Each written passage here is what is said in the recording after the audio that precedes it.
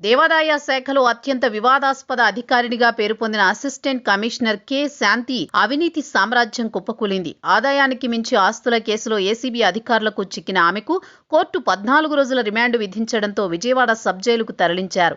4 ఏళ్ల స్వల్ప సర్వీసులోనే రాజకీయ అండదండలతో ఆమె సాగించిన అక్రమాలు, నిబంధనల ఉల్లంఘనలు ఇప్పుడు రాష్ట్ర వ్యాప్తంగా చర్చనీయాంశమయ్యాయి. దేవాదాయ శాఖలో నిబంధనల ఉల్లంఘనకు కేర్ ఆఫ్ అడ్రస్ గా నిలిచిన అసిస్టెంట్ కమిషనర్ కె శాంతి ఎట్టకేలకు కటకటాల పాలయ్యారు. ఆదాయానికి మించిన ఆస్తులు కూడబెట్టారన్న అభియోగాలపై ఏసీబీ సోదాలు నిర్వహించి ఆమెను అరెస్ట్ చేసింది.